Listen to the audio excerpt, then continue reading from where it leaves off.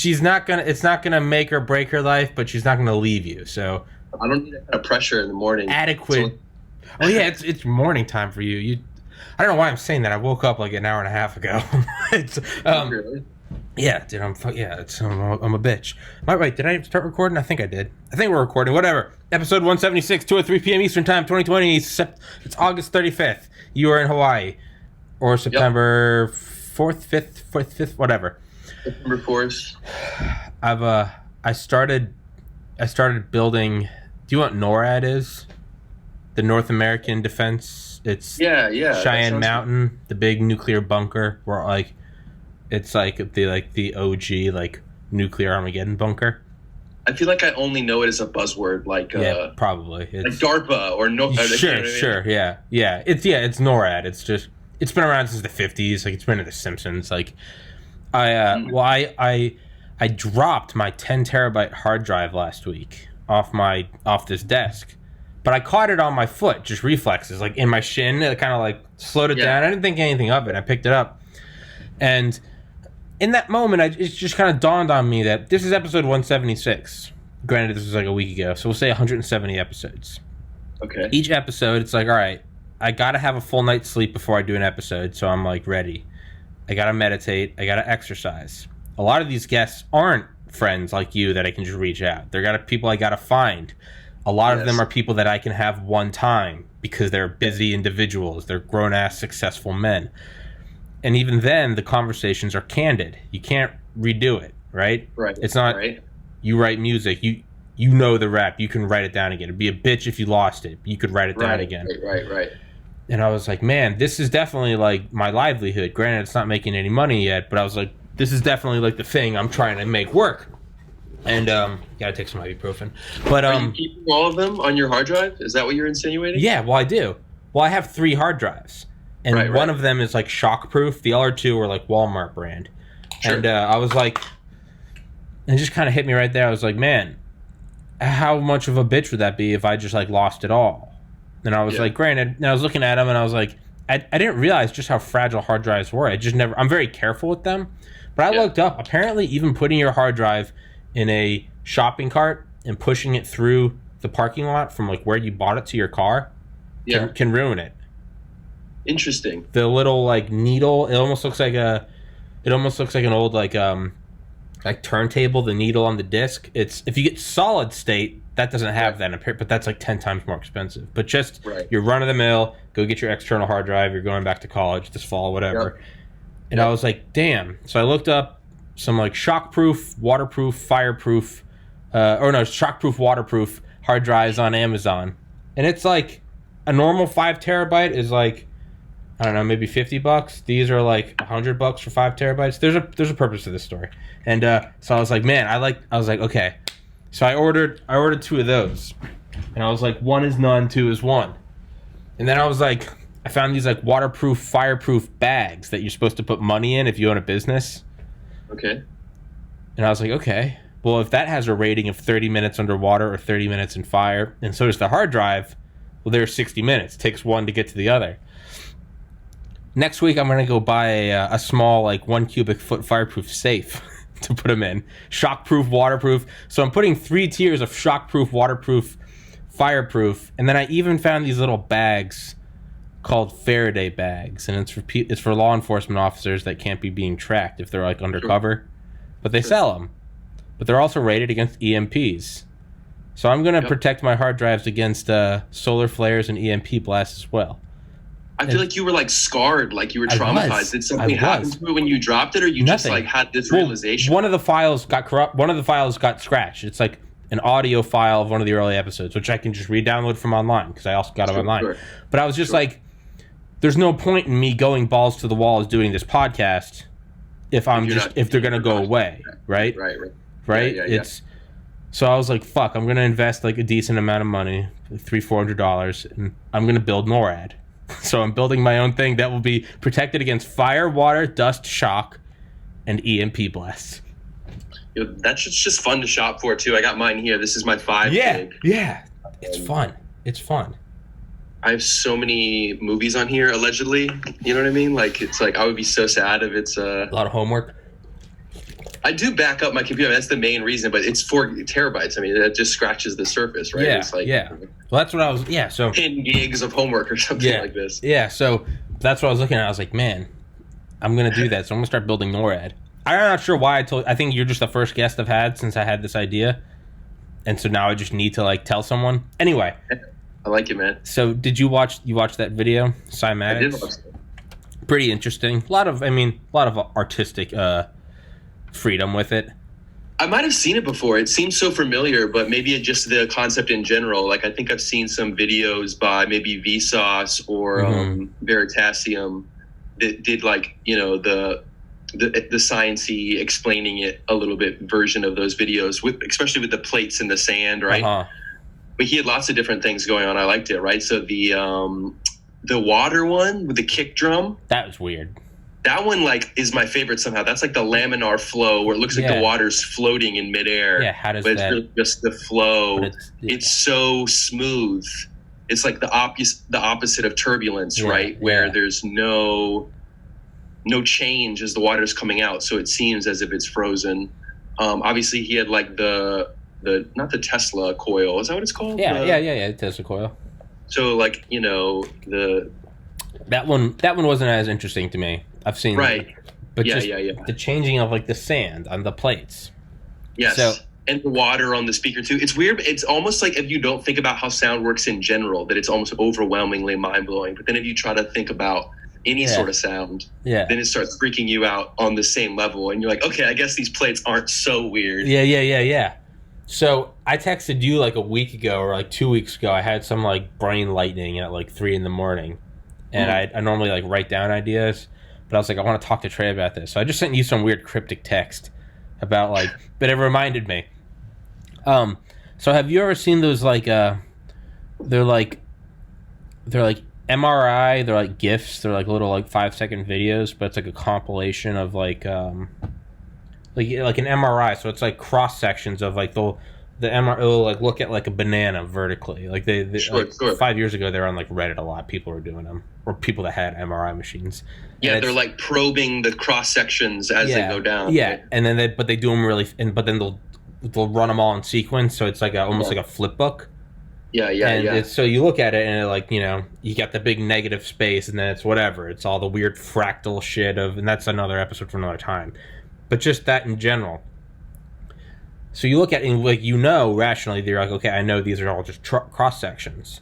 But I was like, how I'm viewing it as this video is like this shape that's just like moving and like altering. And that got me thinking about cymatics, about like shapes are doing, right? And the sand, it's doing these weird almost pulsings. So what if you like worked backwards? What if like, so a thing I got going is like, what if like sounds, not like 1 second sounds, but almost like clips, you know, like a hook or a riff or a bass drop, you know, like at least a couple seconds long. So if we look at the pulsing banana, right? Yes. We know it's slices of banana. We know that those slices of banana are from an MRI machine. We know the MRI machine is looking at a 3-dimensional banana. If it was of an Xbox controller, it would be its own shape. But we would know the thing we're looking at is relating to this. Real thing. Cymatics, we're seeing the cool pulsing. Like, what if we worked backwards? What if those are all cross-sections of... I mean, you could say they are cross-sections, right? 3 seconds of bomb, bomb, bomb. It does the weird starfish, pentagram, whatever. I see. Do like so you want to kind of take the 2-dimensional sand picture, and as the song plays, you're sort of stacking them in a way where you're making this composite 3-dimensional object. Does sound have shape? Can sounds have shapes? I think it already does with the 2-dimensional, but the thing that you're saying is even cooler, that somehow there might be something illuminating or insightful about doing it that way. Yeah. Like if it has this repeating pattern, it's like 4 balls and then 1 big ball with some lines, and then there's this, you know, that's interesting. What if you could model? It reminds me of like shapes. Dimensions, right? Like the idea being that the only way to try to understand 4th dimensions, or one of the ways, is to think of instead 2 dimensions and think of like a basketball passing through the 2 dimensions, right? And it's exactly what you say, that it's like checking each layer at once. The minute it makes contact with the page, right? The basketball is just a little point on the page, right? Then it's a emanating circle that is the biggest when it reaches the the center of the ball, and then goes back to a point. So somehow if you can picture that in 3D, and they kind of touch on this in that movie Interstellar, right? Yeah. Is like, if you imagine that from a fourth dimensional, it would be a basketball appearing. So it would be this little creepy ball that just appeared in your room, and it would grow to the size of a large ball, and then it would shrink, and that would be like a 4-dimensional sphere passing through your room. And that's basically like the extent to which any of us, I feel like, can really truly visualize 4D, right? So what if sounds, what if they're just whole, like, we have like red, we have colors, we got like red, green, blue, right? Yeah. But what can you make with red, green, blue? You can make pixels. And what can pixels make? Any image. You can have a picture of Yosemite, or you can have a picture of you and me talking, or anything. You have porn, anime. It doesn't matter, right? You have they could 3D print what you're saying. It seems like maybe they could do that. So, but what I'm saying is, so you can take this simple thing and create anything. Yes. So simple sounds. We just have our snapshot. The sand makes a weird like Mandelbrot thing or whatever, or a block triangle, whatever. But just like RGB, now you start combining those. So like, it would start to become like fingerprints. There'd be like very specific 3-dimensional shapes. So like even words, me saying like titty fuck, like that would be a unique 3-dimensional shape. And then bass drops, guitar solos, but then you could go even further. Whole songs could have unique, weird psychedelic shapes, like Stairway to Heaven or Rap God or whatever, right? It would Body Unbelievable by Trey Carney. But it would just be, they would all have unique 3-dimensional shapes. Right. I don't know why. That's just got my mind spinning. Like, we can't see them. Yeah. Well, what's weird is they do that. I think it's like almost borderline an open problem, but with just language. So that shows you how complicated it is, that just with language, like linguistically, they've studied and tried to break down, I think they're called like phonemes or something like this, right? Like titty fuck, like you said, is going to be 12 phonemes changed together, and they like study the tongue and the air and the voice box, all these crazy things. And they could make like a poster that you could hang on your wall. It'd be like the periodic table of like little sounds, and you string them together. But even that is a little weird, because across cultures, there's some that some languages would use, and then others that would be not even in that language. So they might need to do it for all of the languages. And then you're still only at languages. So, right, is there some sounds that transcend language? Are we mimicking the sounds we hear when we do voices? That's interesting to think about too, right? Like when we were developing speech, whatever it was, millions of years ago, maybe, are they kind of impersonating things? Like where does the origin of the, like a ta sound, like you kind of hear a ta, are they kind of doing impressions of things, or somehow it comes from within, Is it just a reference point? Is it rocks clicking? Right. Is it do they just go around like making the noises of shit is they it heard? Slapping water? Like whap, right? Yeah. What is it? Something? Is it, you'd see water sizzling after a forest fire? Tss, like what is it? Or are we did we make our own noises just as arbitrary reference points? But what I'm thinking is, even if you could do all of those, that would still only be a subset. There would still be like weird sounds that like could have some shape and could be in a song that would not be a human, like a xylophone noise. You can't make that. I mean, aside from like a beatbox, but like there would be a lot that we can't even make. And then then you'd have like pitches that you can't hear. But I remember hearing Duncan Trussell say this years ago, and now it's kind of floating in. He's like, they were talking about cymatics. And he was like, what if that's why different songs give you different feelings? A sad song versus a jacked up song. What if it's causing like cymatics to happen in like the level of like the neurochemicals in your brain? It's causing circles and shapes, and that's what gives you, it's when you listen to, like Thunderstruck, and it's like the beginning of like a war movie, like right, or it's like a slow sad song, or it's just some trippy comfortably numb Pink Floyd. What if that is actually inducing, because I mean it's a very real thing where you listen to a song and it gives you a very specific feeling. Yes, but even that, it's not universal, because a sad song for you might be a song that I heard on my first date, and it's always Right. if that's our song, right? That might be the Right. song that was on the radio when you found out, whatever Right. your brother died, right? And it's like fuck, but it seems like there was like, yeah, and then like, I don't know, could that be something? Is it? And then if sand can be shaped into these weird things, how complex could you get? Could you start making like the 3-dimensional shapes with like sand and shit? Like, what about, I don't know, like a rock or a star? Like, are those just manifestations of some like eternal universal sound, and the matter is just obeying that? Are you and I really complex shape? Because technically we are a shape, right? It's, I mean, infinitely complex with infinite edges, but not infinite. But are we just shapes?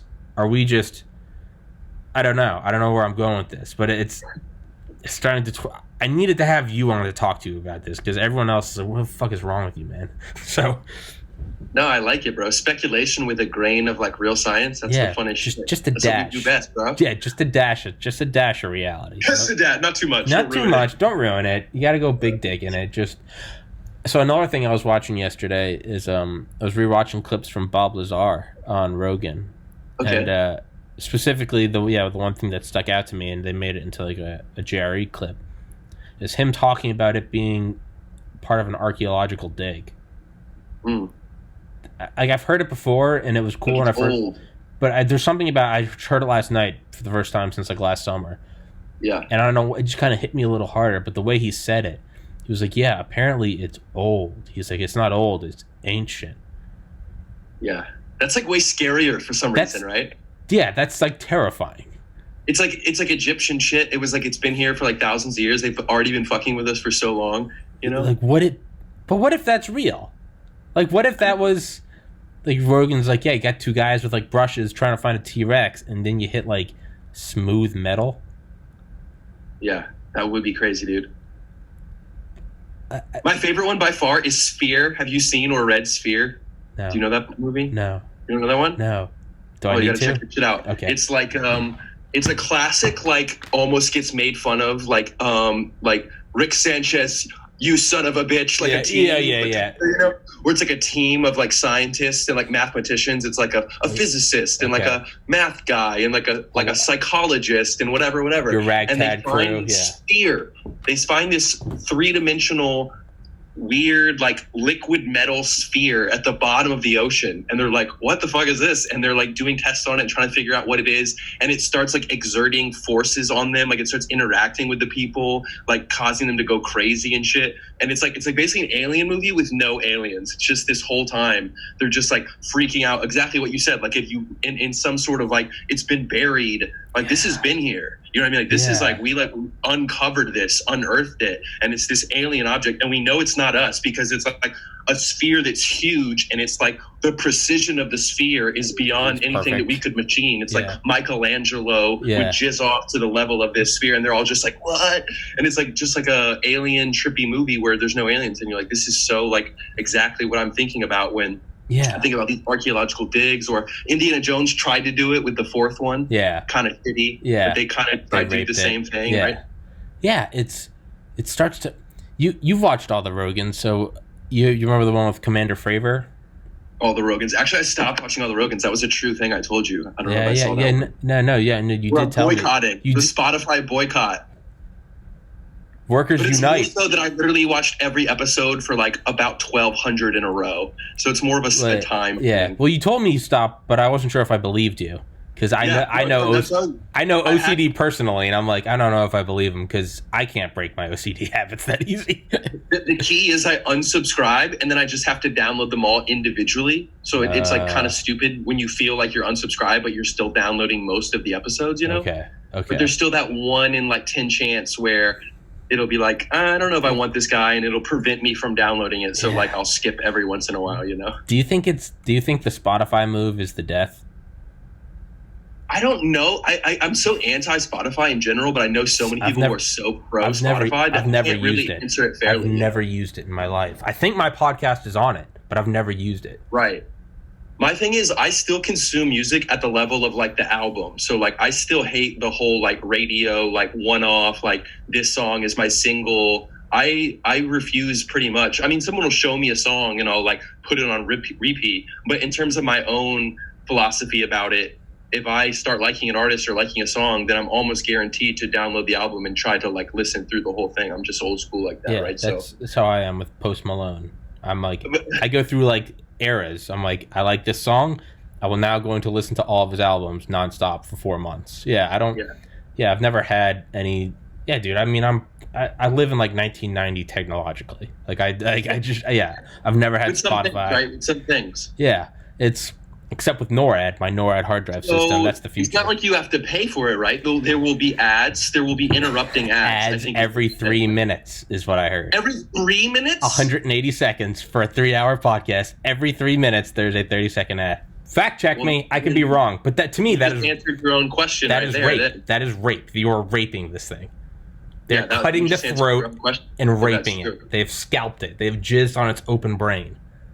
It's so funny too because he was such a preacher of like no interruptions for so long. That's his thing during movies. He's like, you can't be watching a movie and be interrupted by like a JCPenney commercial. Yeah. So, but then it comes down to is, does every man have his price? You know, I mean, even Rogan, the Podfather. Yeah. I was talking to my mom, and she was like, "What if you were given $100 million?" And I was like, "I would sell out tomorrow. I would." What's the worst that would happen? Like he loses an audience. He probably fucking wants that, bro. He's probably sick of all these. That's what I was thinking. That's what I was thinking. I was like, I think Rogan is. I was like, I think he knows what he's doing. I think he's like there's like street smart and book smart. I think he's like pop culture smart. He's been in it forever. And I think he knows nothing lasts forever. Not Howard Stern, not MTV, not the Beatles. It so all you gotta make money when you can. So it's like he made money on YouTube, and but now it's like, yo, I've got like he's like hitting like a peak. I mean, knock on wood, maybe he goes farther.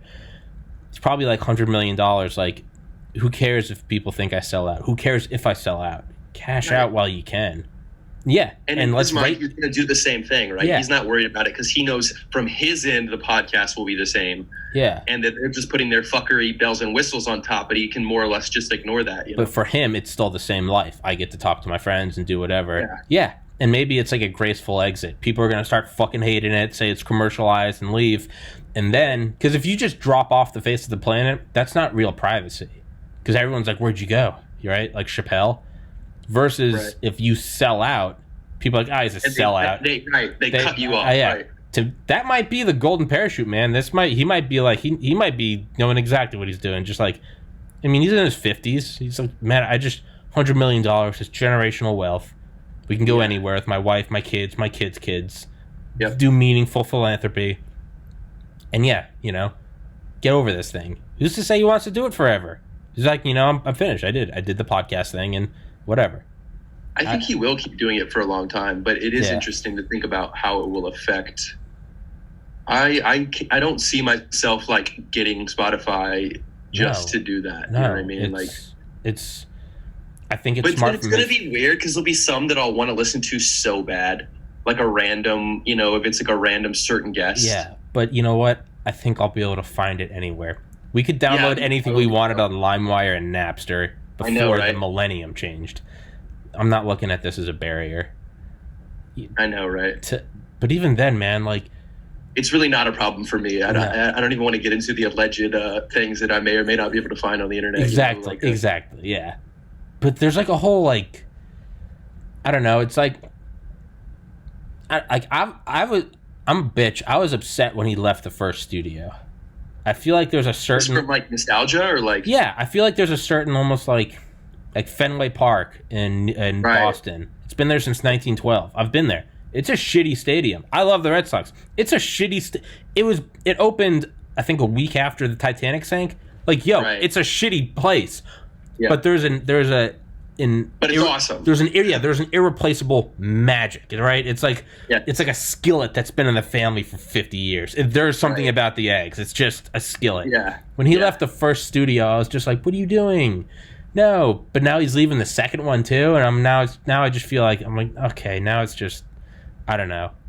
Maybe I'm a purist. Was the compound, right? And it wasn't like it didn't feel like he was there that long. It didn't feel like homey, right? It didn't feel I don't know.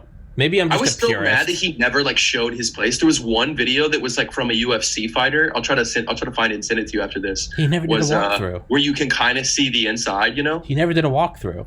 He never did a walkthrough, never did a tour, wanted to keep his privacy, wasn't about that. But like it might have been, I think it was Kamaru Usman, like when he did the pod. And, you know, his manager came, but I don't think spoke on the pod. So he's like, there's like, you know, sometimes there's like people who are there that aren't on the show that are like still kind of in the place. So I think that was like this weird opportunity where they got some footage, and like probably Rogan wouldn't do it, but also wouldn't care so much if you did it. Mm-hmm. You know what I mean? It's like, yeah, you can put that up. And so like there's this one like weird video that's not even affiliated with the JRE page where you can kind of see like more shit than you could otherwise. Yeah. I mean, there's like like most pictures with guests are like in front of that like weird wolf thing, or like in front of the flag. But there are pictures of other people where it's at a different angle and you can like see down a hall or something. Like, I don't know. Maybe I'm just a purist. Maybe I'm just some like hipster faggot. But like, I don't know. There's something about like, I don't know. There's like an original like homey feel. You know, there's like a Fenway Park feel, and now it's like a 2020 stadium. Like, I mean, the new stadium will be awesome. It will be awesome, but at the same time, there's like a certain special, I don't know. You know what I mean? Yo, I love the Katana or Boring Company flamethrower picks. Yeah. Like when he didn't stick to that, I was so sad. Like that was like my favorite little. Yeah. Just like little. Let the guest pick between your weapons of the zombie apocalypse and take the picture. Yeah, but there's something else about like one studio. It's like, I don't know. Again, it's like the skillet. There's like a certain marination of like when you look at any one episode, it's like that's the episode that Elon Musk smoked pot in, that Bernie Sanders was in, whoever SEAL Team 6 guys were in, Post Malone. But when it's moving around and it's dancing around, I don't know. It starts to get this like, I don't know. It's like a small hole in the wall restaurant that turns into a chain. Like I get it from the owner's standpoint. They're cashing out. I would do the same thing. But there's something that's just not as it's Fenway Park going to a brand new like Superdome, right? Yeah. It's just, I don't know. And I mean, and I'll be a complete hypocrite if I get offered that money. You'll all be sitting here with like a Walmart shirt with like a picture of a Ford in the background. I'll be like, this episode brought to you by Crest toothpaste. Well, you know, like I'll do it. What I hope he does. How long is the contract for? I think. Yeah, that's a good question. I think I remember reading that it was some number of years. Yeah, it is. 2 years immediately or something like this. I would love for him to take that money and create like a YouTube platform type thing. A platform of just zero censor. He doesn't need the Spotify. That's what's fucking mind-blowing about it, right? It's not that he took the money. It's that he's so always preaching like you don't need anyone fucking with you. Like he believes in the power of the internet. You know what I mean? Like that's what. Yeah. It's not that I'm afraid it'll change, or that I'm mad he made money, or that even that. It's just like philosophically. Yeah. It feels like he could, like you said, like why didn't he make his own Spotify? Right? Joe Rogan launches his own streaming service of podcasts. JoeTube. Gets Joey Diaz, Duncan Trussell, Tom Segura, Brooke Wright. It's over. Shafir, he already won. He already is done. like Game the over. next biggest thing, right? Have on Elon, get on PewDiePie. It's over. Game over. I think it's a tactical move. I like to think maybe I'm trying to make him out smarter than he is. I'd like to think that he's going to Spotify and he's like a tick. Sucking out $100 million. Absorb $100 million just to get that revenue. Yeah. And then, boom, makes JoeTube or whatever. And it's just... Yeah. That's what I like to think. I hope. Because, I mean, $100 million. That's $100 million. It really does. It does. Because, I didn't know this. Did you know YouTube is not... Financially, it is not profitable. Google runs it at a loss every year. But there's so much more... suspicious of these things, though. Well, I understand what you're saying. It might be true. I think under the umbrella of Alphabet, it's profitable. Yeah. It's like, because they can push anything you want. You can push any political narrative you want. You can push any... You want your thing trending. You want the Tonight Show trending. So I think it's... Yeah. I think it's not profitable in like the sense that like there's like Hollywood movies that they're all unprofitable, but they still make $400 million. You know what I mean? Well, Hollywood what I accounting. think is that you're probably right that on the books it's not profitable, and they're Servers. seeing it as like something they can use to influence the world and kind of like on the back A end real- help them. But different even that profit. might be a cooking of the books, right? For tax reasons. Like I know like there's like all these stories like FIFA, like the fucking soccer, or even Amazon, Yeah. right? Like you like schedule and arrange your books so that it looks like you're not just making so tanking. much money, so that you don't have to pay as much taxes, and you're just piping it all back into the system. So I'm a little skeptical of the idea that YouTube isn't making them money, but it might be true that it really, either it's a cooking of the books or it really is just that. Think about how much that would cost to operate, right? That's all what I'm those saying. Thousands of billions of videos on all the time. That's what I'm saying. So all those it could just be servers, the data center, just having it run is bleeding them. Not even one data center. They have so many redundancy. Think about the power, and then think about the cooling. Think about how hot that shit's getting. Service. Right. Think about all like the legal implications. Think about everything. They're keeping it good. They're running an operate. This thing is a goddamn like Manhattan Project operation. Sure. I think it has profit in like maybe let's say they're not cooking the books, and let's say it is like financially it is not profitable. It's a corporation. They wouldn't be doing it if it wasn't profitable. There's something that's making it. And does it have different value? It has political capital. It has, hey, do you want the new Ford to be trending? Like, yeah. Or the books are being cooked, which I think that's probably a more plausible explanation. But either way, let's say it really isn't profitable. Because on BitChute and DTube, other sites that I upload my shit to, they have like limits on like the quality of the video, the frequency of videos, the length of videos. That's because the reason we're talking about. It's because it's like your server time. Like this costs a ton of money. Is Rogan going to get the 100 million just so he can run this thing and be like, you know what, I don't even care if it's profitable? The reason why I wouldn't believe it is I would think about it like a business, and everything you said is true. Fucking lawyers, fucking engineers, scientists, blah, blah, blah. The amount of people that keep this fucking bad boy running. But then I go, okay, but they pay people, right? Like, what's their product? What's their service? Well, they have videos and they sell advertisements for videos, and they pay creators to do that. Mm-hmm. Are they afraid if they paid their creators less money that they would leave? I don't think so. There's no other YouTube. There's no other like place really that someone would do that. So if they took everything they paid these people, and clearly some of these people are getting rich off of it, the Logan Pauls, the whoever, right? If you paid them half of what they're making, then like all of a sudden your profits double or something like this, right?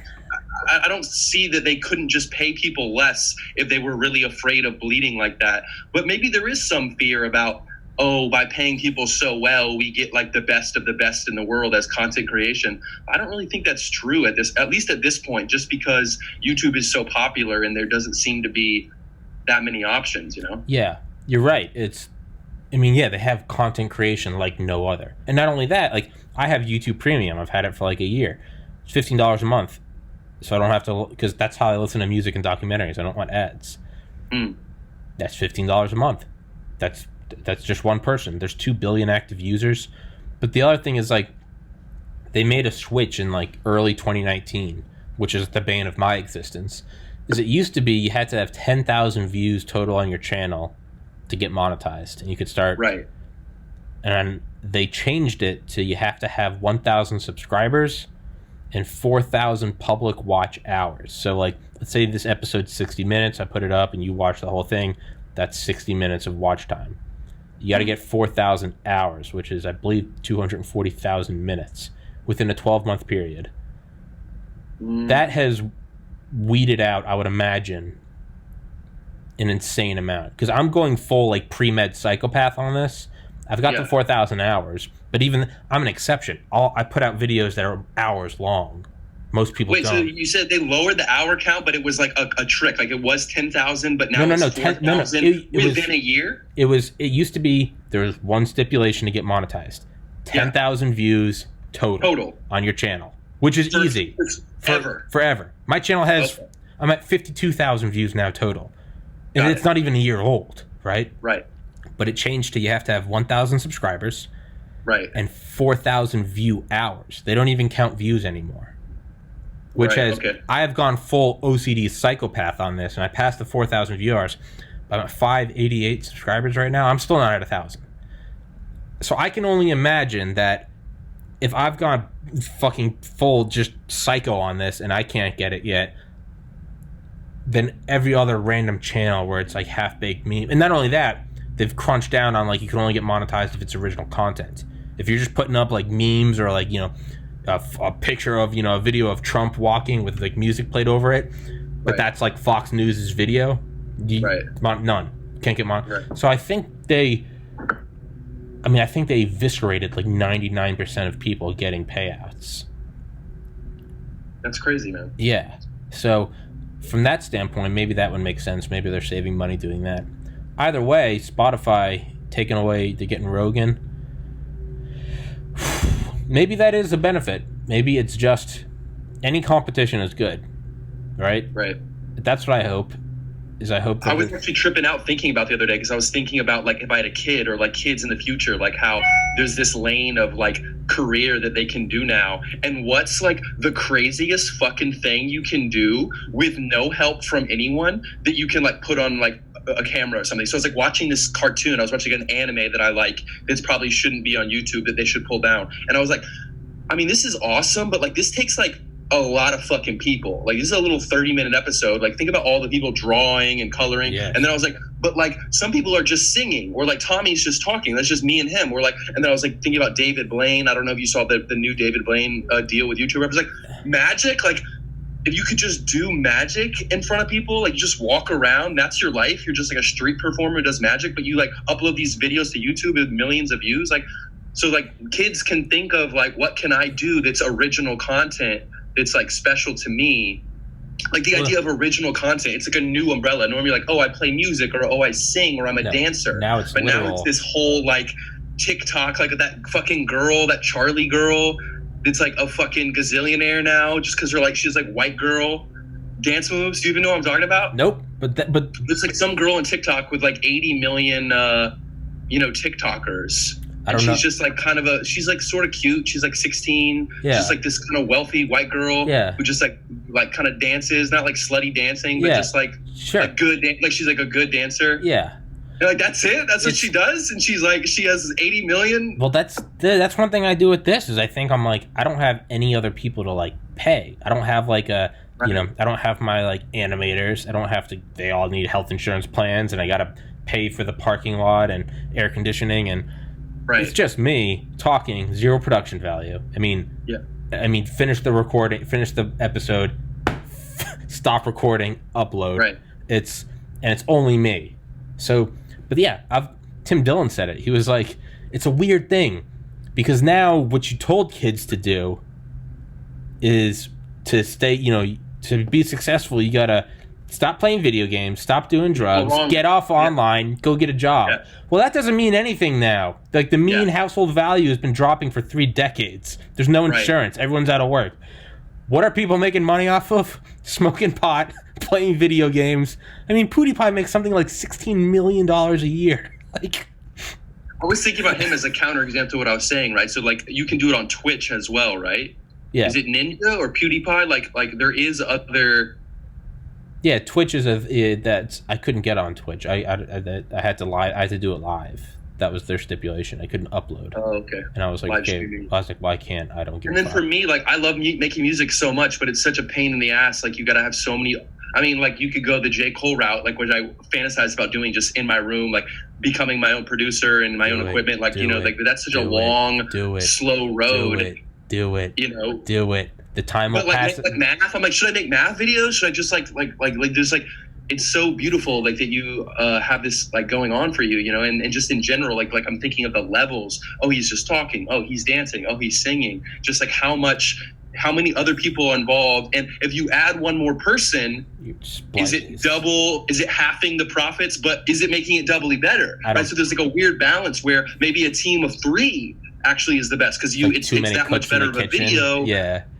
And for finding that sweet spot. For some, I would say that. For some of those, like Vsauce, Vertiserum, Curious Droid, you could say MKBHD, Linus Tech Tips, all of those, you could definitely see where, like, they have teams, and you can definitely see where it pays off. Like, the audio is... There's not a single extra second of video. There's no fluff. The angles, the animations, the light, the transitions, It's perfect. And one guy can't be doing that. So yeah, there is a payoff. I think for other things, like Rogan has Jamie.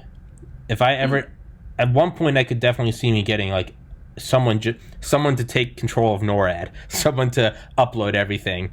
But like, dude, I find all my guests, I do everything, and it's so what you were. Yeah, does it double? Does it make it that much better? For me, I don't think it does.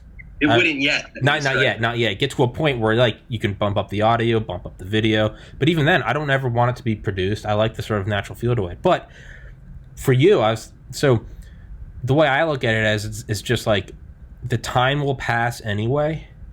The time is gonna pass. It doesn't matter. The time will, and if the time doesn't pass, it's because you're dead, and then it doesn't matter. None of it is not. It's like the EOD tech I had on. It was like the quote amongst like bomb diffusers is, how do you stay calm? Well, I gotta stay calm. What about if it doesn't go bad? Well, it's not my problem anymore because I'm not here. I'm vaporized. So like, there's nothing else to do but to stay calm.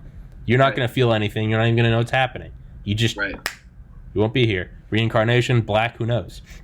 But so fuck. Where was I going with that? Stay calm, dude. But the time is gonna pass. The time is gonna pass regardless. So what you have to do is, what is the one thing that you know you can consistently do, right? Right. That's what I was always, I can't preach it now because I've gained weight, but in like high school when I was yoked, right? The one thing I'd always tell everyone, I'd be like, don't go for the 3-hour workout. I'd be like, choose the thing that you're going to do every single day. Right. 10 minutes, stick with that. But I'm not doing enough. It doesn't matter because 6 months will pass and you'll go, oh man, we are hitting it really hard for 2 weeks, then we stopped. Versus the one person that's been doing a couple sit-ups a day. A year later, I mean, dude, we graduated college 11 years ago. This past, or not, high school. Don't say that. Don't say that. But that's what I'm saying. 11 years. It went by like that. Yeah, right. And it feels like forever. We're never gonna get there. 2030. That's so far away, man. Trey, can you believe it's 2030? Yeah. So my logic was, and this was what my logic in December. I was like, why don't I just start doing something every day that I'll have something to show for it, right? Yeah. Every day. It doesn't. So it was.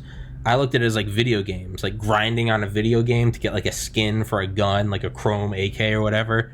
You don't knock it out in a day. You're like, I'm just gonna do like a couple side missions like whenever I game. It takes 20 minutes. It's not really fun. But then you just go fuck around, shoot people, whatever. And then like a month later, you're like, oh fuck, I got like 1,000 whatever credits, XPs.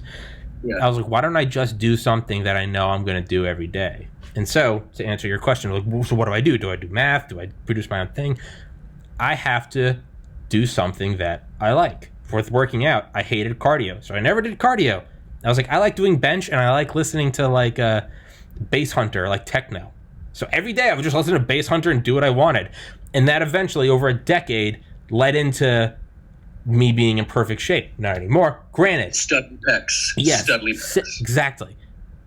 But that's what. So with this, I'm like, you know what?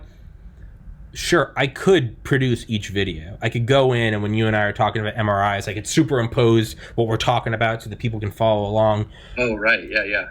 But if I start doing that, I'm very quickly, on the first day that I didn't get enough sleep or work was stressful, I'm going to come home and be like, I'm not fucking doing it. And so I'm just going to throw the whole thing out. I'm going to throw the baby out with the bathwater. When it's just, hey, cool if I start recording? Let's start recording. Talk. Peace. Stop recording, upload. I can do that. I have work after this. I'm going to stop, upload it, and walk out the door. So to answer your question, you have to choose the thing that you love the most and that you know you will do. Whatever it is, I wouldn't even worry about what content it is you're putting out. Put out content. So on Major 3rd, start putting out math videos. Who gives a fuck? People are going to start watching it. Put out whatever. Just talking, thoughts. Eventually, you're going to find your way along. You're going to find your direction along the way. You're going to find out what you're doing. And then maybe you have 10,000 people following you for your math, and then one day they're like, yo, have you heard Body Unbelievable? Just talking about perfect tits. Yeah, that's what it's going to be, man.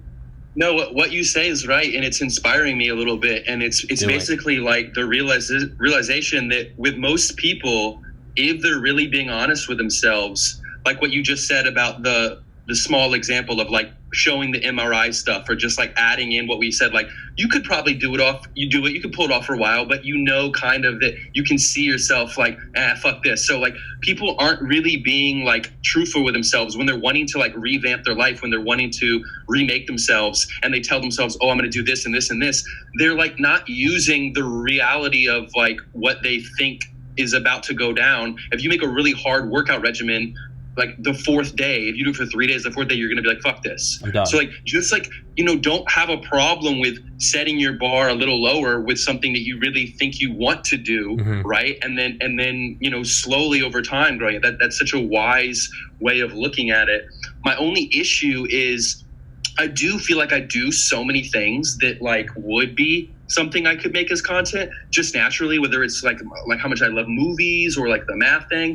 But I am a little afraid of this like narcissism of like the younger generation seems able to reveal themselves and behave in a way on camera and not be weirded out with it. With me, I'm a little more old school, where I'm either gonna like have this self-hate, or even worse than the self-hate would be if I switch over and start liking it and getting positive, then I become a fuckhead. Yeah. Like either one of those is gonna not feel good. I think eventually it would be okay and I could handle it in the right scenario, but that is another little nugget of like, fuck, I don't know. But is that really worth being a limiting factor?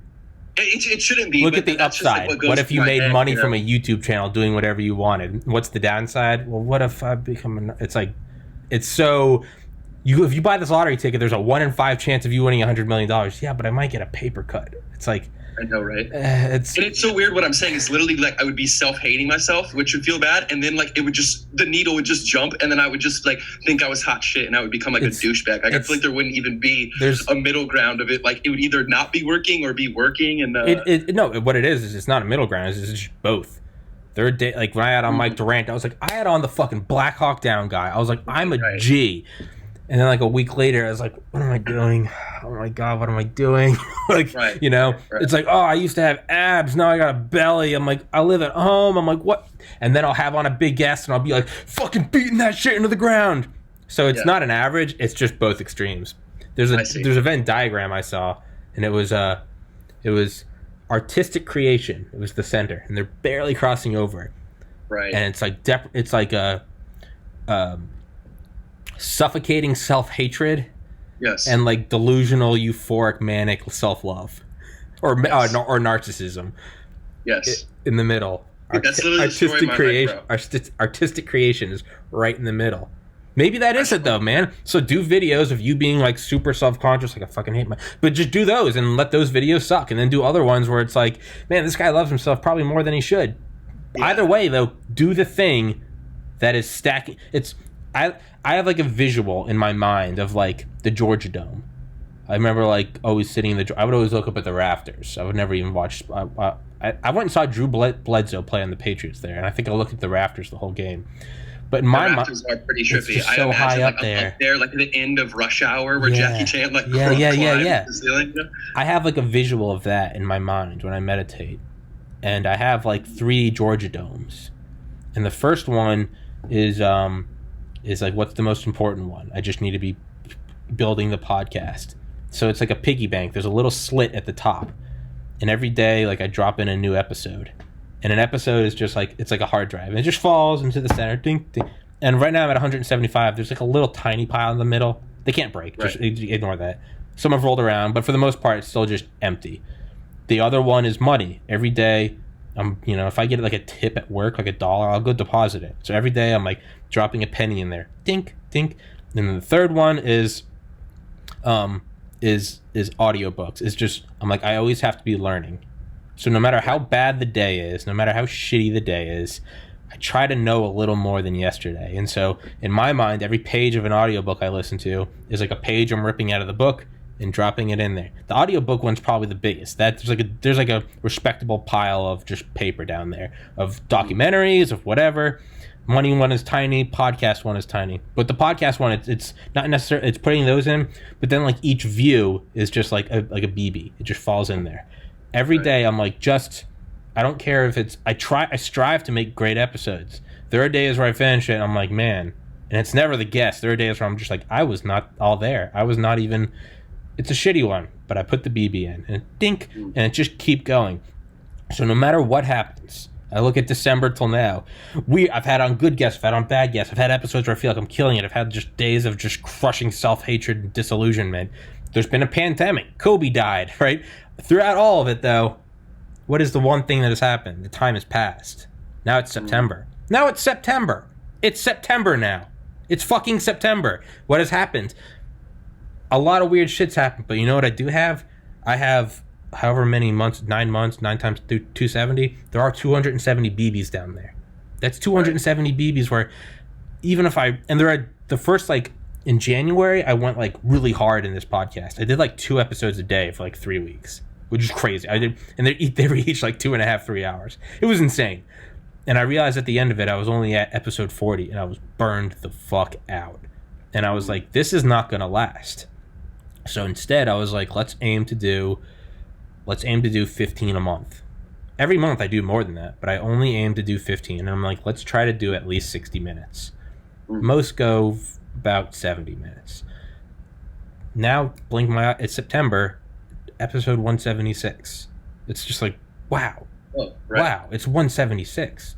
And you were on, I think your first episode was almost 100 episodes ago. Wow. 100 episodes. And it's just tink, tink. And it's just, man, PewDiePie has 100 million subscribers. I'm at 588. Just 588, not even 1,000. And I'm like, just keep dropping. And it just keeps ticking up slowly and slowly. And now the time has passed. I take the podcast in different directions. I do different shit. But now I'm at 176 episodes. It's actually a pretty well thought out, like kind of beautiful philosophy you have going on, but it feels a little like not unorganized, but it's like I can tell it's organically coming from like your experience. Can you like speak to that a little bit? Like, you think that was from working out? Is that like where it all started, or is it from med school, or like from reading a book? Like, you have this, the time will pass, like the time will pass anyways, small incremental change. Like, you kind of have, you know what I mean? Like, it feels like a formal system that you're kind of accidentally developing just naturally. Yeah, I'll talk on that. Can you fill the air for 30 seconds? I gotta go piss. Oh, you gotta pee? God damn it. That was inspirational, right, folks? Be realistic with your goals, your expectations. You know, set the bar high, not too high.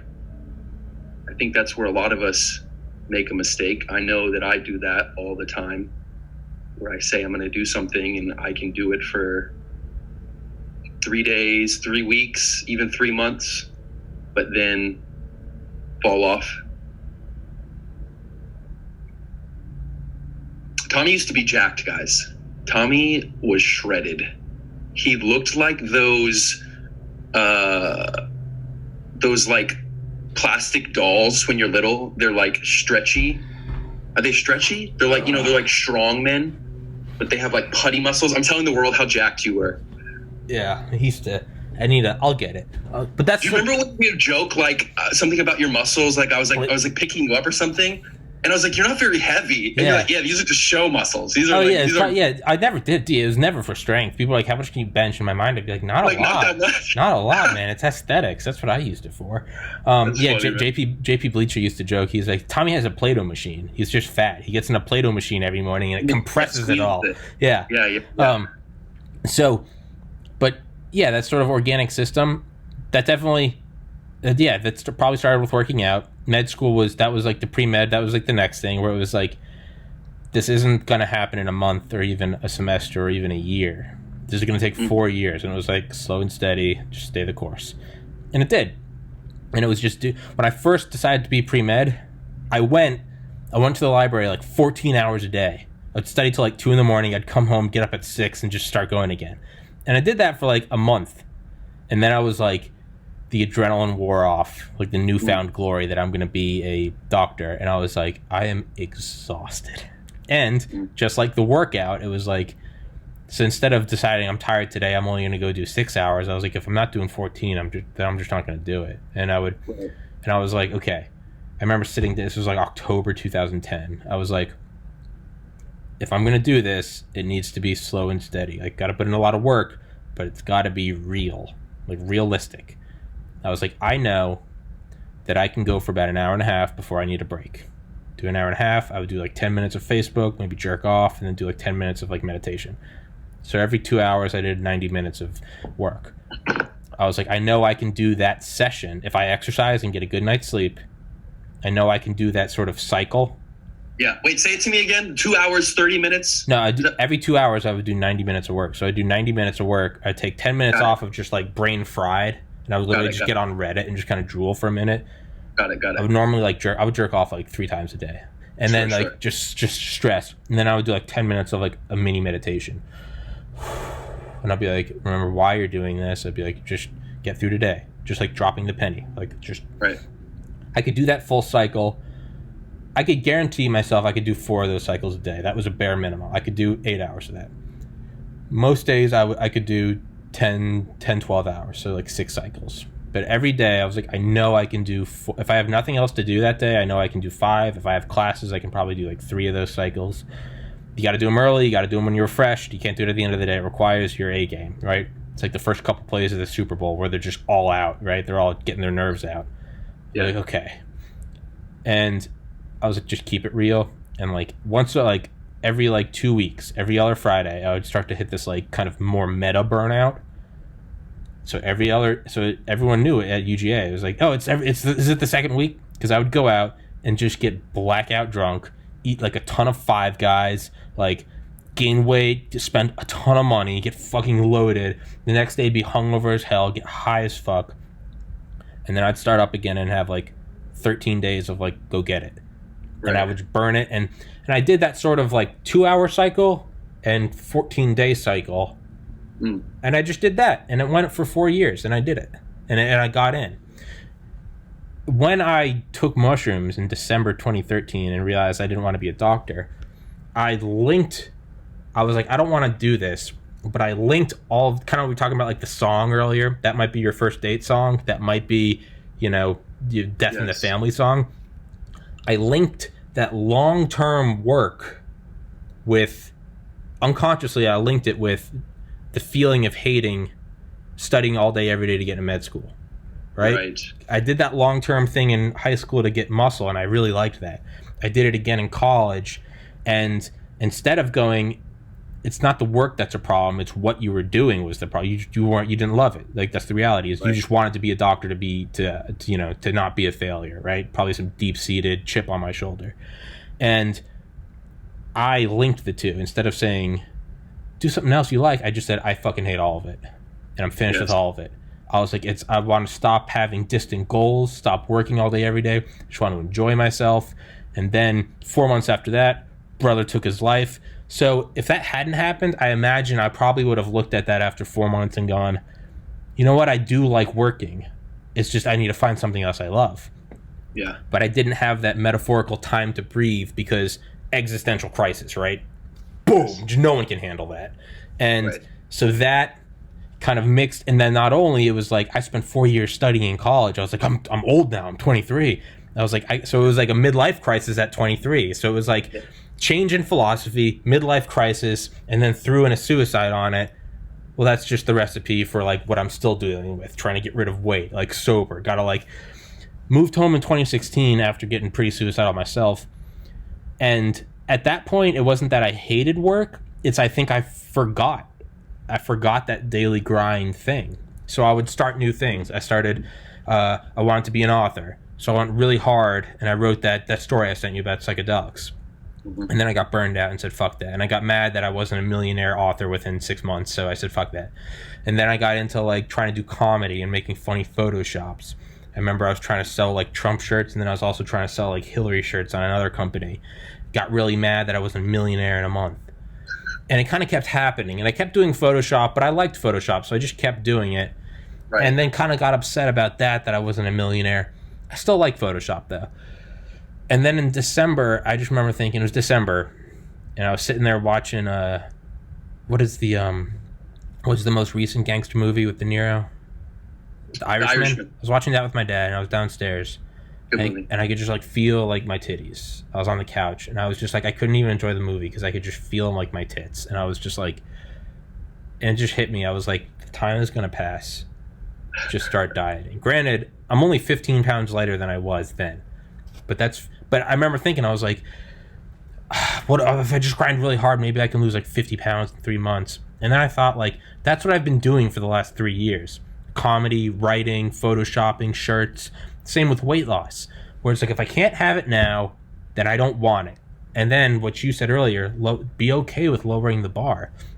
I was like, so what if I try to lose 15 pounds in 2020? And right now I've met my goal, so hopefully I can push it farther.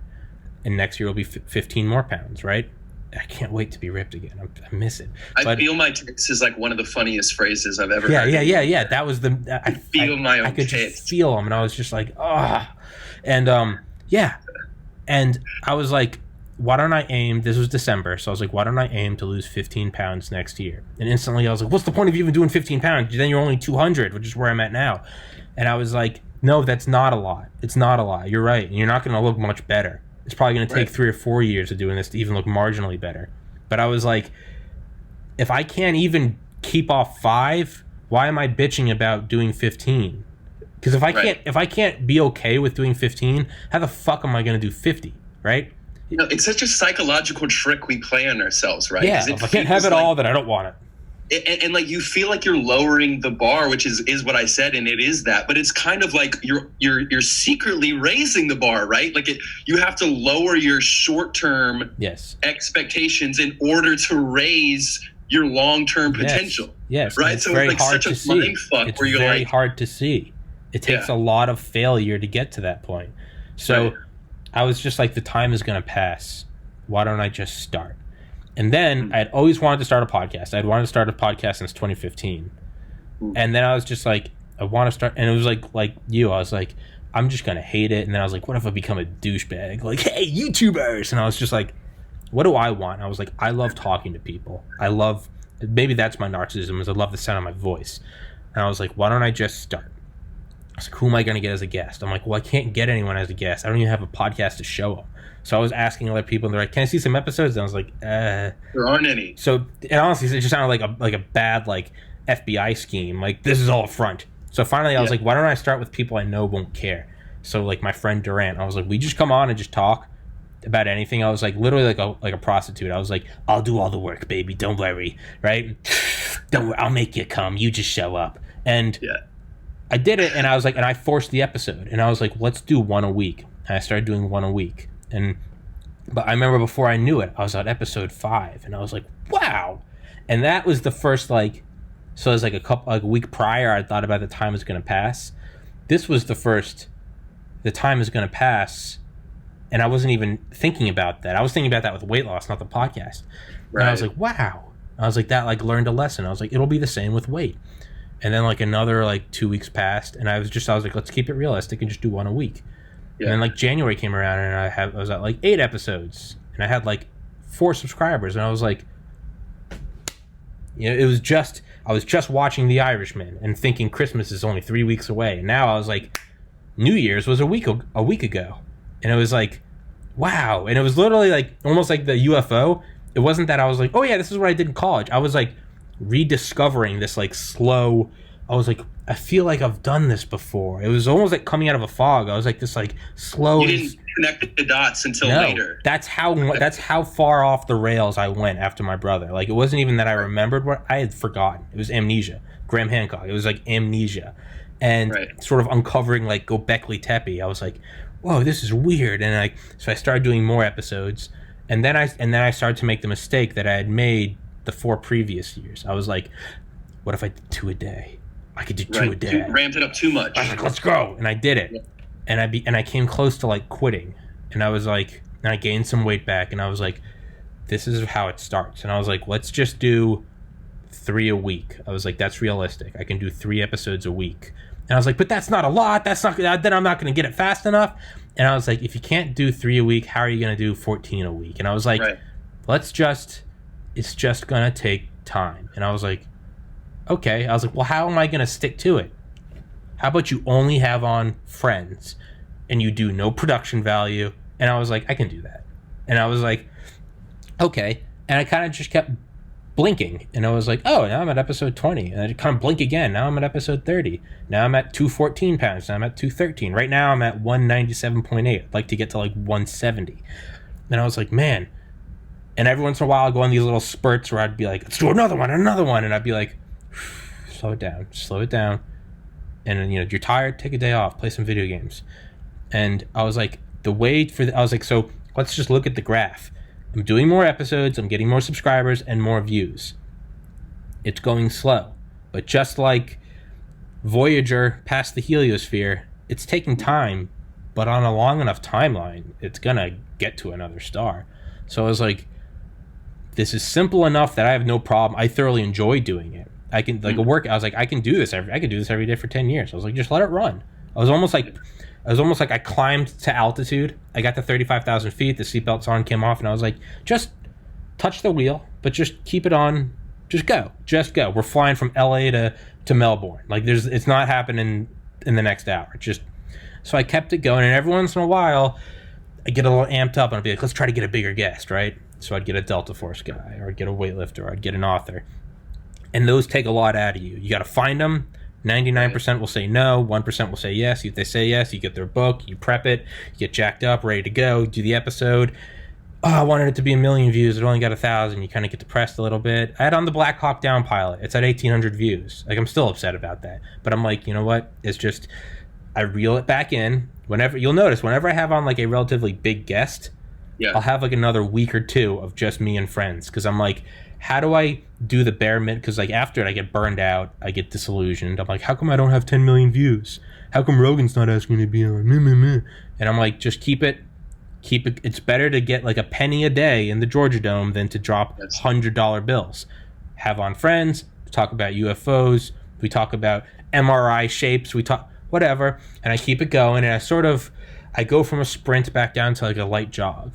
And then I catch my breath and I'm like, okay, let's get another author. I got an idea for an author. And I get disillusioned, I get heartbroken, and I finally get one. I'm having on an author named Norman Ohler on September 22nd, who's the author of a best-selling book called Blitzed, The History of Drugs in the Third Reich. So now I'm listening to it. I'm doing questions. It's insane. Rogan talked about that, right? It what? Maybe Rogan's talked about that. I've heard of that book. Oh, really? They were on meth, dude. It's crazy.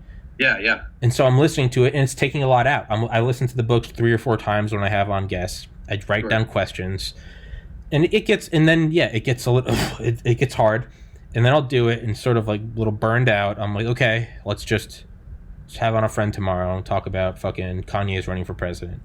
Just no mental exertion, just fucking dicks, UFO jokes, big titties, porn, and then just I sort of let it come down again. And now, where I am is, this is 176. Right. Wow. Next Thursday, I'm having on a president of a laser cleaning company. They clean rust with lasers. Like, okay. All right, just slow.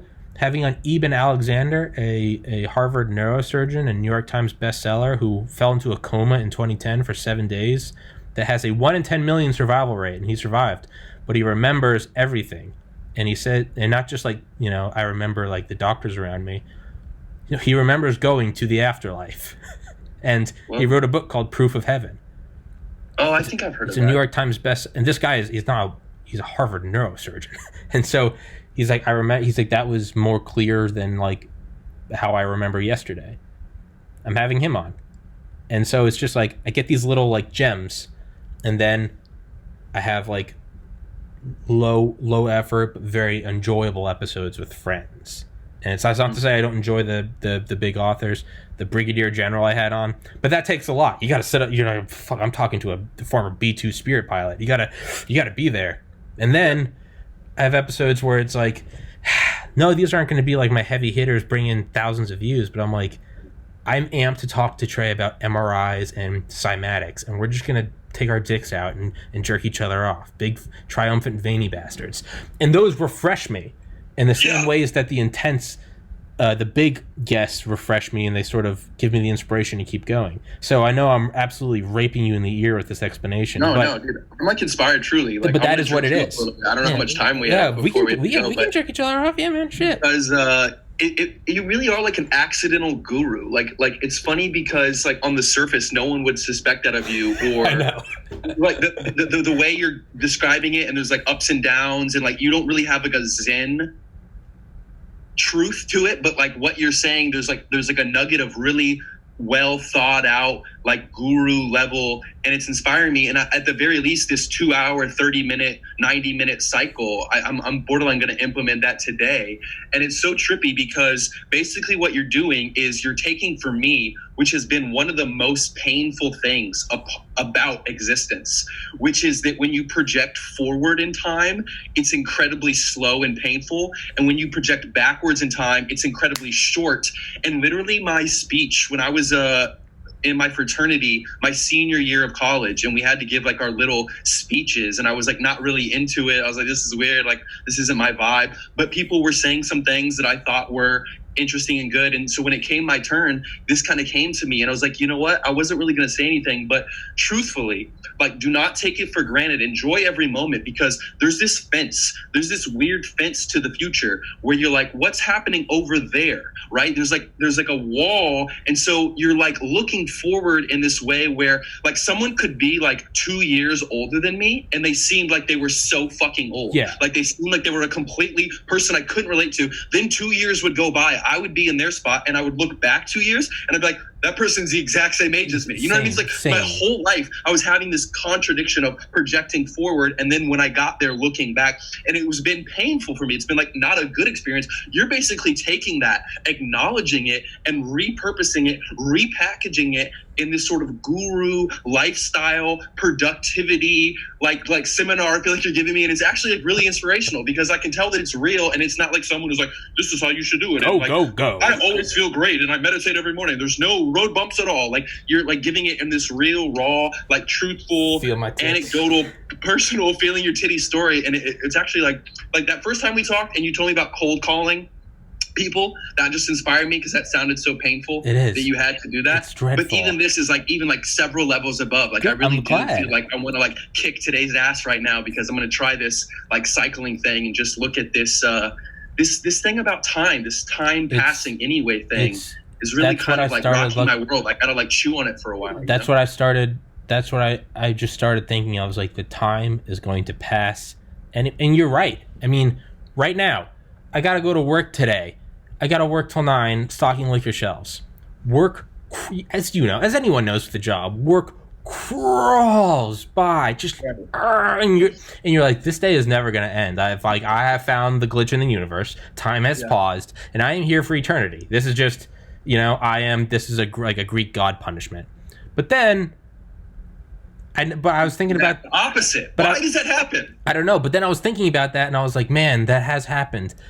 As I was thinking that, I was like, this is like my 4th week working here. I was like, well, what has happened? I've done this 4 weeks worth. Yes. Gone. But today is the day that's never going to end. Yeah, right. And so even then, I know I'm going to do today. I'm going to go there, and it's going to suck dick. I'm going to blink my eyes. It's going to be, I work Friday, Saturday, Sunday. I'm going to be back up Monday and be like, whew, thank God I got those 3 days behind me. The time is going to pass anyway, so have something to show for it. So dieting is like a hard one because you can lose weight, but then you can gain it again, and then it's all voided. And that's like the painful, that's why so few people can look great, like fucking like Lincoln or someone. It's just, that's why it is the upper echelon. But like something like this, like no one can take away the podcast. I put up an episode, it's up now. Delete it, well now I've got NORAD. Right? Now it's on multiple things. So it's do something every day and it's up, and you can build on that. And it's almost like ion thrusters, like xenon ion thrusters in space, where they accelerate so slowly, but they do it for like years. So that's what this is. I'm like, it's just an episode. Just today. I came, and it's do the best you can that day. Got 8 hours of sleep last night. I walked a mile. I showered. I meditated. No problems ever. No. Like you said, no. I mean, constant self-hatred, constantly feeling my tits, like hate it, like have to go to work today. God damn it, I'm 30. I live above my parents' room. Rogan just got signed for $100 million. I can't even get an ad to run on this thing. But I'm like, what can I do today? I can do an episode with Trey. I can bring my A game. I know I'm good for 60 to 90 minutes of A game. I can upload it, go to work, hate my life for 5 hours. Tomorrow I've got another episode with a guy from work whose dad was a Navy SEAL and went to jail for triple homicide. Recently passed away. There's an episode. Okay, it's going to be crazy. I have no idea what's going to come of it.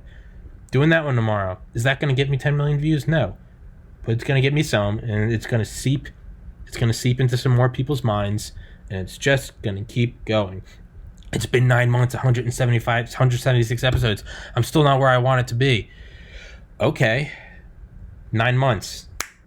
What about another 9 months? It's going to be 20. You're weaponizing that feeling that I hate. And exactly. Kind of like use it to your advantage. Exactly. And I still hate it. Despite this whole spiel I just gave you, like, I fully believe that, like, it will never be October. It's just, today is going to go forever. It's just, I have fallen into a black hole of time, and I am stuck on September 4th forever. I'm going to blink, and it's going to be December, and it's going to be a year of the podcast. I'm going to blink, and it's going to be a decade. A decade? Bullshit. 11 years ago, we were fucking getting our diplomas at Pius. I know, dude. I hate the college experience. We have now been out of college. Actually, next year, we will be out of college longer than we were in high school and college. We're further away than on the other side. Our senior year 9/11 anniversary was closer to 9/11 than it is to this 9/11 anniversary next week. That hurts to think about. No. Yeah, 18 years, right? No, that can't be right. No, 2009 to 2001. 8 years. Yeah, now it's 12. It is true. Yep. So that day is closer to that day of, you know, them announcing and Bush saying we're going to go get them. And that is closer to then than that is to now. So the time is going to pass. Now, if it doesn't pass, the only caveat to this is, what if I do all this work and it doesn't work out? Well, the only way it cannot work out is if you don't get to that point in the future. If you quit, it won't work. Now, I don't know if this podcast is going to work in a year, 5 years, 35 years. Right. But as long as I don't quit, then it's not that it's failed. It's just that it hasn't worked yet. There's only two ways that it can fail. Is if I quit or if I die. Well, I can control that I won't quit. Okay, yeah, right. Yeah. No, but I broke it down to, like, what are the extremes? If I quit, well, I can control that. The other thing will be, well, what if I die before it works? Well, then I won't be here to be upset that I put in that much time. Exactly. So that's how I've broken it down to. Before I quit or before I die. I don't think I'm going to die, and I know that I can make myself not quit if I can just do one day at a time. Well, then if you look at it from that point, time's going to pass, man. I'm going to blink my eyes and be 40, 50, 60. If the time is going to pass, I'd rather be the time pass from now until age 55 and be Rogan with $100 million in my own studio than be 55 and not have that. It's crazy, man. I really do feel good about it. Can I be a psycho and twist like something completely random at the last second? I don't give a shit. Because I have this weird primal part of my brain. I got 9 more minutes I can do. Yeah, we're about to leave. Like, ask him this, because like it's like this psycho monkey part.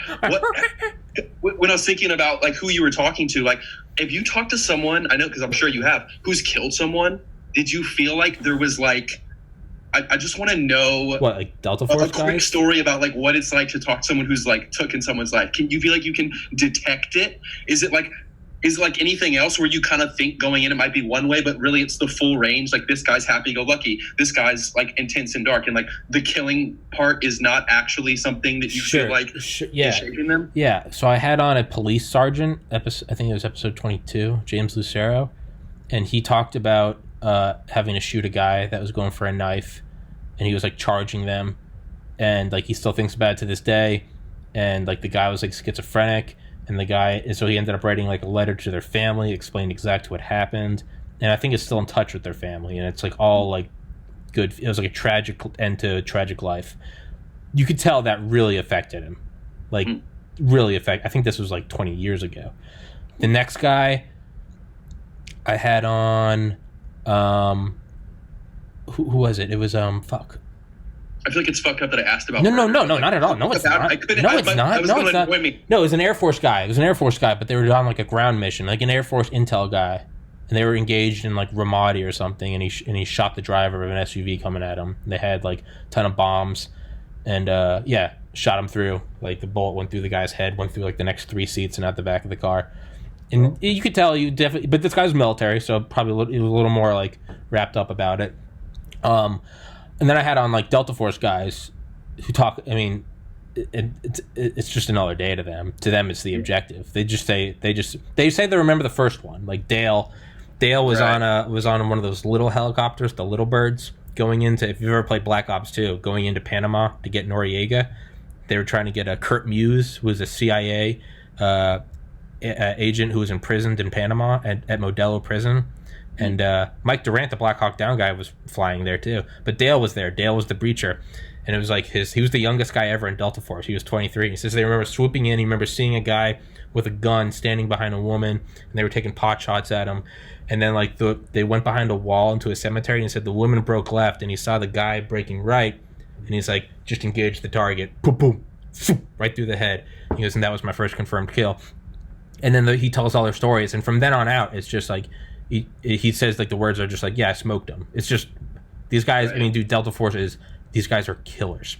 Joe Tedeye, who is worked with Dale in a CIA unit, told me the first story, and it was like he was in some compound in Afghanistan, and like a gun flew over the edge of the building, and he was like, what the fuck? He was like in this courtyard, and there's like this 10-foot wall, and like a gun through, and he's like, what the? And he said he just saw this like Afghani dude crawling up after it, and he literally like threw his gun first, and then like he jumped down, and Tedeye said he looked at him and was like, hey, and like, you know, held up. He said the guy like looked at him. He said it was almost comical if it wasn't so tragic. He said he like looked at him, looked at the gun, looked at him, ran to the gun, and Tedeye was yelling at him.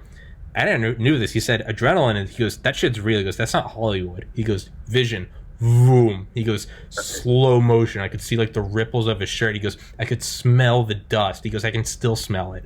And he goes, the guy went for it, and then he goes, and then I fired as I was trained 2 rounds. He goes, but I remember looking back at my magazine afterwards and realized I had fired like 11 rounds because it happened so fast. He goes, smoked him. And then from then on out, it's just what you do. You don't remember it anymore. Dale talks about in his book, American Badass, he talks about, people shit on Dale because they're like, who would write a book called American Badass about themselves? He was on a game show, and there were some Korean contestants, and they nicknamed him that. So, yeah, not that Dale needs my protection. He's Delta Force. It's an IJ, guys. Come on. Yeah, exactly. No, yeah, but it's these guys, they called him like, oh, American Badass. So he just went with it. It was like an inside joke. But Dale remembers they were setting out like mines to trap these guys that were like these snipers that were like firing on their position. So they went up into the mountains and set up these mines. And so the snipers started walking into it and blowing up. And so these Afghani snipers, one of the guys went and got all of his kids and had them walk 10 feet in front of him to clear the mines. And most of them, none of them hit it. One kid did, stepped on it, like blew his leg off, and he bled out. And Dale's like, that was like, I laid that mine. He's like, I still think about that. He's like, but then I think about that asshole that made his kids go out in front of him. And I remember shooting him in the face, and that felt good. But he was like, if I didn't lay those mines, that sniper could have blown my buddy's head off, and now someone back home doesn't have a dad. What do? Gray area. JP Veriano, whose mom was a lunch lady at Pius, was one of my older brothers. JP Veriano was my older brother John's, deceased brother John's. He was one of his, if not his best friend. So was Rob, the other guy that's on here a lot. JP flew drones for the Air Force. He said that he was like a targeter. He's like, he definitely has some like PTSD from like targeting like groups of people, terrorists. He goes, it's also PTSD from like, sometimes they're just surveilling. And he's like, I've watched women and children put against the wall and like shot. We're watching it through, like, it's all classified cameras, but it's like we're watching from 10 miles away. We're zooming in and we're seeing these people, these like 12-year-olds being shot because the Taliban's suspecting them of. He goes, and those guys, he's like, you fucking hate, and you just want to like put a Hellfire missile up their ass. They've all talked about Mike Durant. I mean, the Black Hawk Down guy. I mean, his story is intense. There's definitely like it's still a fact. You can definitely tell. But that guy was in captivity for 13 days. His friends were killed. He was in the movie Black Hawk Down. He gets hit in the face with like a gun or something and breaks his face.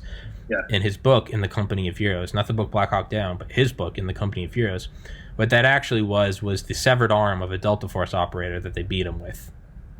Holy fuck. And it broke his jaw and eye socket, and he still can't really talk about it. Which, if you'll notice, people have asked me about my interview with Mike Durant. How come I don't talk about Black Hawk Down? Because I didn't want to. I remember he emailed me after the next day and said, thank you for not making me the Black Hawk Down guy. Wow. Because I was like, I don't want to make him the Black Hawk Down. So instead, I talked about the philosophy of it. He was in captivity, and he talked about how every time he heard helicopters, his hope would well up. He'd be like, the Delta boys are coming to save me. I'm going to see my kid again. And then, like, they couldn't get close to him. And he goes, and I would feel so sad. So I started to tell myself, stop having hope. Just stop. And I remember that stuck out to me because I was like, I feel like what you would think was, like, hang on to hope. Hang on to that image of your child. Yeah. But it was the exact opposite. He goes, I survived because I accepted that I was dead and I was never see my family again. Yeah. Obviously, he's been back in the States for 27 years now. But so I did a whole episode based on that. But point being is that was a completely unrelated tangent. But yeah, people that have killed, I mean, I guess in my mind, yeah, it was like a dramatic, like, oh man, this is going to be really intense. You can tell some, what is like the cop, Lucero, like, he doesn't want to kill, all cops are bastards. Like, no, fuck off. No, this guy didn't want to kill anyone. He hates it. Yeah, other people, you can tell that like they weren't hoping to do that, but they knew it would be part, like, military. And then you have, like, the Delta Force guys where it's like, I don't want to, like, put them in a light of, like, they don't feel, they're not human. No, these are emotional human guys who feel when it happens to a kid. Yeah. But they're also... These guys are alphas. These guys are tigers. These guys make Rogan look like a beta bitch. Like, these guys are the, it's, what did Andy Stumpf say about SEAL Team 6? When you're aim for above the teeth and below the eyes. That's how you sever the brain cord. That's what these guys are. They get that weak stomach that gets weeded out. So these guys, I don't think it puts them in a negative light. Like, oh, they don't feel anything. No, they do.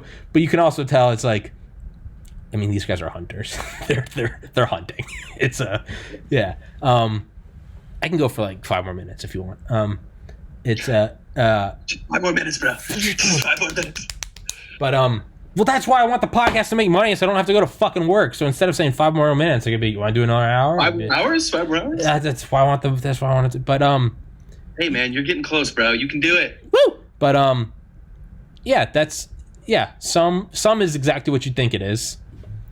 The guys that are professionals, you're definitely like, whoa. They don't even. They're like, oh yeah, no, smoked them. You're just like, yeah. Sometimes when I'm like talking to Dale on here, I'm just like, he'll be talking. I'll be like looking in. You can go back to some episodes of me with him.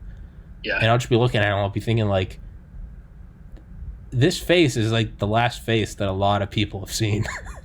Yeah, because some things people do, like whether it's like an art form or just something they've gone through, it's like so intense. But like, I mean, that's the pinnacle of it all, is like having witnessed murder or been a murderer, or like person. Like almost all people you interact with will not have that experience, and so in some sense they're in this rarefied air, and you're just like, are you normal? Like I feel like it would be like this bear that I have, and I would kind of be like wanting to see. Yeah, but I would be scared too, you know, like. Yeah, one thing I've never asked anyone. I've always let it come up organically. Because I found that I'm like, don't ask. I think that's just like a general use your brain, don't ask. Yeah. Yeah, but you can definitely see it talking to Dale. Sometimes Dale will get fired up. He'll be like, man, all these like, protesters and shit. He'd be like, man, I'm fine for it. That's what I fight for. I fight for the Constitution. Like, He's like, man, none of these motherfuckers coming to my house try to like, take anything from my house or threaten my family. It's like, I'll lay these motherfuckers down so quick. And like, a lot of us say that in like a sort of talk a big game. Man, if any protesters come to my house, I'll fuck them up. Yeah. Maybe I'll call the cops and just cry. But when you're looking at Dale talking, you're like, this isn't bluffing. Yeah. This is a statement of fact. If you threaten his family and like young daughter, like rioting, you're going to have your brains put on a wall. And you can definitely tell he's like, yeah. So, I don't know. To answer your question, some are, it's more, you can definitely tell, like, traumatic. Others, it's fucking business, man.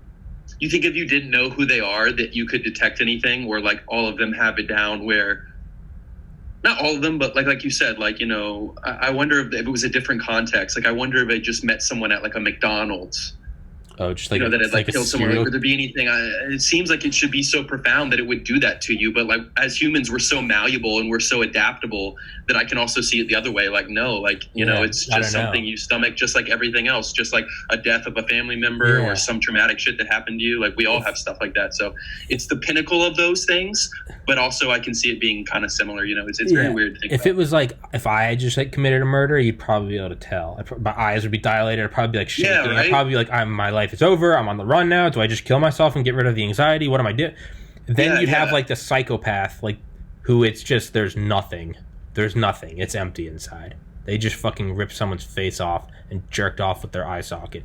Nothing, right? There's a soundbite. And then there are guys who like military.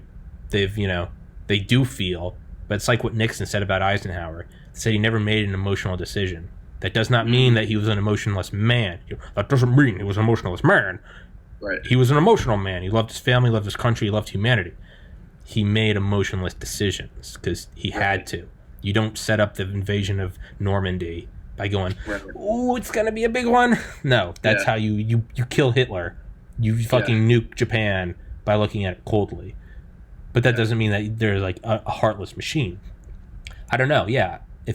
I don't know, but some of it's a dead giveaway. Like, if you don't know who Dale was, but you saw Dale, like, you still see Dale and you're like, this guy is something. I don't know what. Right. I don't know what. He's not a cop. This guy is Secret Service. This guy is, I don't know. Yeah, I don't know, man. Some of them, I don't think I've ever met anyone that's, like, remorseless on this podcast. Even, like, Dale or Joe Ted, like, you still see it in their face. They're like, look, like, I don't want to kill anyone. No one does. Right. If you do, you're a fucking psychopath. It's No. I watched a documentary yesterday about this girl who like put a hit on her own parents. What the fuck? Like she had 2 people come into her, or I can't remember the number of people, but like basically come like murder her parents like in the night, like while she was there. Yeah, it was fucking tripping me out, man. That's why I was like, I don't know why I've been thinking about murder a little recently, but like, that's unhinged. Yeah, man. That's crazy. But they cracked her in the interview, you know what I mean? They did the classic like police interrogation, like 4-hour long, and they were able to got her to take her. She's in jail right now. Got her to slip up. Episode 18 with Bruce Sackman, a special agent who hunted down and arrested serial killing doctors in the U.S. who would just ice their patients with like morphine or something. Go watch that episode, and he talks about it. God damn, that guy fucking went face to face with Satan. Because here are these guys. He's like real life Dexter. Yeah, here are these real life guys, respectable doctors, bedside manner. Like, so what we're gonna do is we're gonna do this. Had kill counts in the 70s and 80s. Whoa. I don't even know if the Delta Force guys touched that. That's nuts, dude. And he said, and they didn't see a thing. And then once it finally came out that they were guilty and they admitted, they would just be like, yeah, you got me. Nothing. Good shit, bro. Nothing.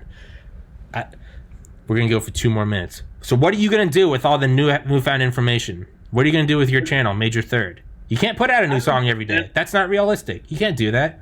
Even once a week. I'm trying to think of different things. I want to maybe do not a podcast, but sort of a short. Do a podcast, and I will any of my guests you want, I will fucking recommend you to that. Recommend it's them. Going to be like more hip hop based. I'm hoping to like what I want to do is talk about old albums that I like, and then also connect with other artists and basically talk about like the writing process and like, how do you make your bars and like what inspired you. So I think I could keep it pretty niche in that way. I mean, I don't even have like a microphone yet, but like I'm just trying to think of. I didn't have a microphone until episode 50.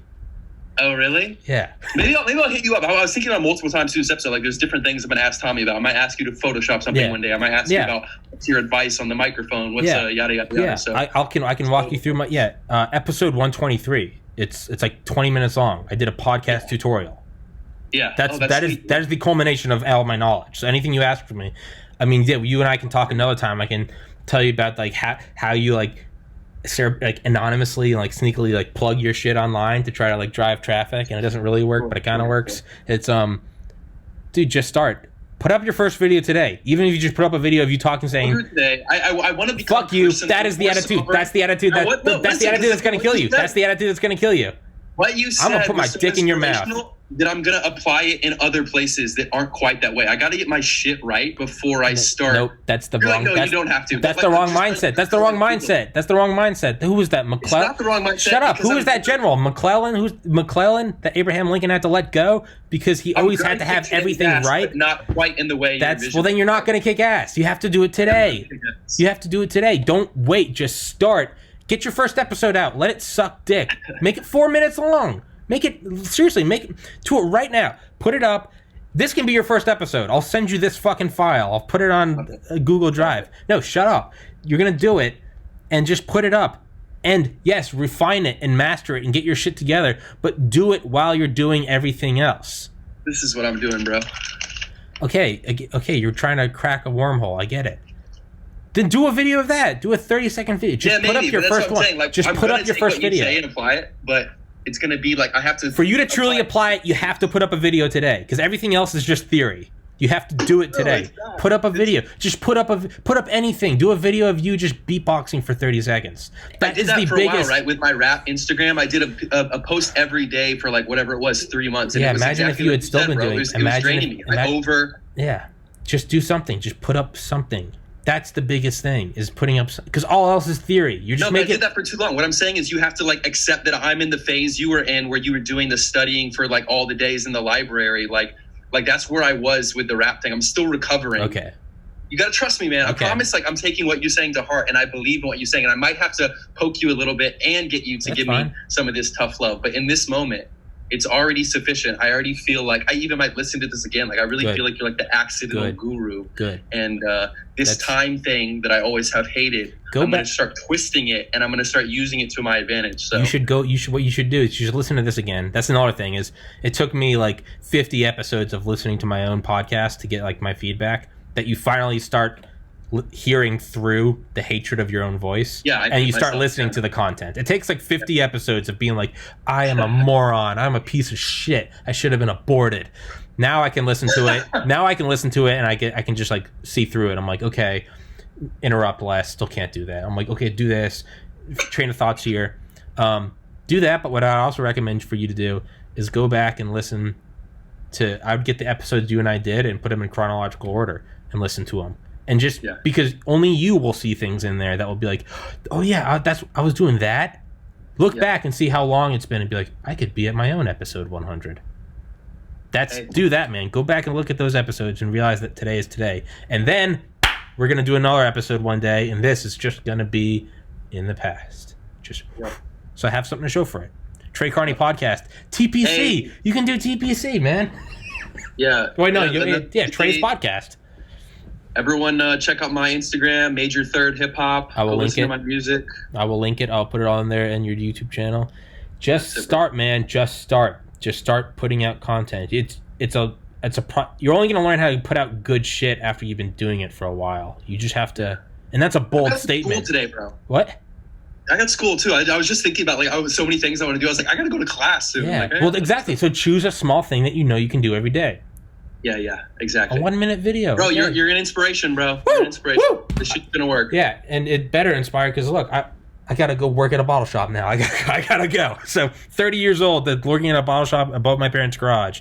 Hope to look back at this when I get my 100 milli Spotify contract. No doubt. Fuck yeah. All right, Trey. Much love, buddy.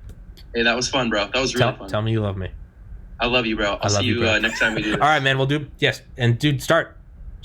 I'm gonna start something. Because I will. Sure. This is a threat. I will rape you if you don't. I will come. Take that to the bank. Penetrate you. I will save up all of my money to fly to Hawaii, smoke some meth, and rape you. Whoa.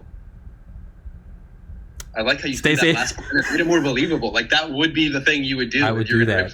I would do that. I would get the Delta. I would get the Delta Force guys to do it with me. It would be. This is just a whole legal. I'm just gonna. Peace. Yeah. We'll leave it there. Later, buddy. Peace. Later.